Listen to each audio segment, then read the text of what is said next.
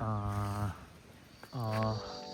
Everyone, it's me आदर्श। अन्त आज चाहिँ म तपाईँहरूलाई मेरो घरको छेउको कोठी देखाउन लागेको छु।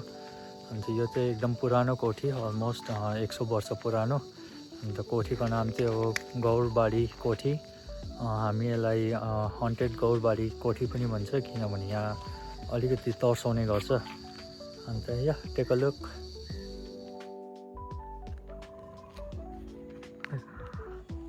यो चाहिँ पुरानो कोठी, अन्त यसको नाम चाहिँ हो गौरबाडी। हामी चाहिँ यसलाई हन्टेड गौरबाडी पनि भन्छ, किनभने यहाँनिर चाहिँ अलिकति बेलुका भएपछि अलिकति तर्साउने पनि गर्छ। अन्त यसको स्ट्रक्चरहरू एकदम राम्रो छ। यो चाहिँ हाम्रो गाउँको पार्किङ एरिया।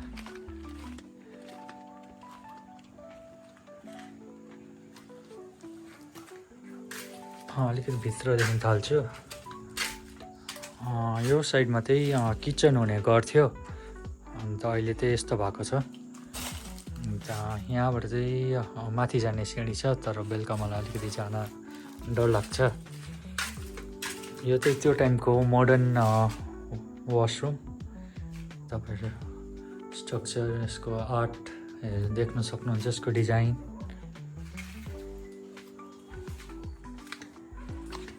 अन्त यो चाहिँ हाम्रो गाउँ कालिम्पोङमा प्रिमताम रोड।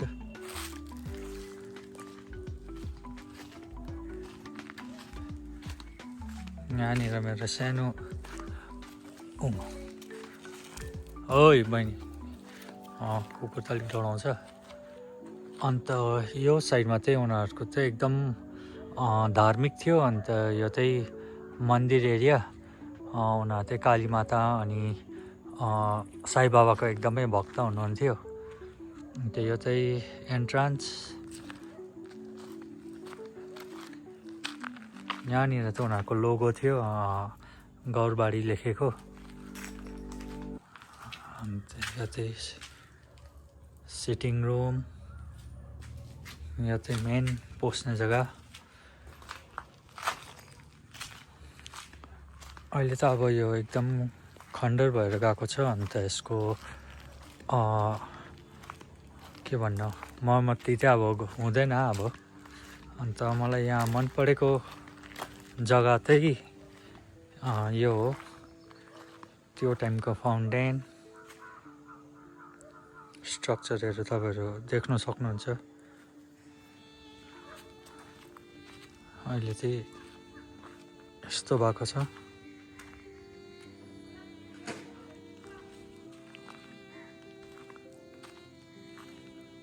यो चाहिँ हाम्रो गाउँ।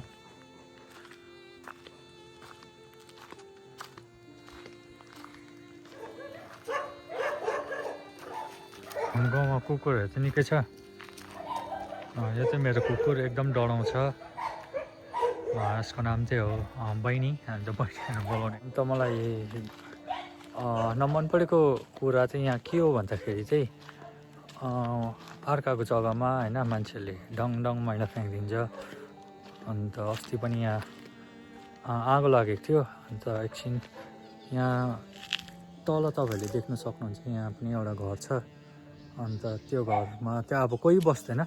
यहाँ पनि यसरी होइन, यहाँ मैला चाहिँ यहाँ तपाईँहरूले देख्न सक्नुहुन्छ। कस्तो चाहिँ अब डरलाग्दो खालको फ्याँकिएको छ। अब म चाहिँ के भन्नु चाहन्छु भने चाहिँ अब आफ्नो घर मात्रै होइन, गाउँ पनि अलिकति सफा राख्ने सोचौँ।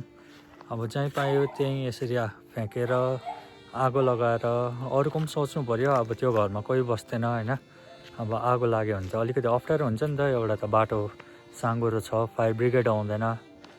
अन्त गाउँको पानीले पुग्दैन, घरको पानीले पुग्दैन। अन्त अलिकति त्यो त अलिकति बुझिदिनुहोस्। आफ्नो गाउँ सफा राख्ने सोच्यो भने होइन, हाम्रो कालिम्पोङ त्यसै सफा भएर जानेछ। अन्त यसरी मैला नफ्याँकिदिनुहोस्।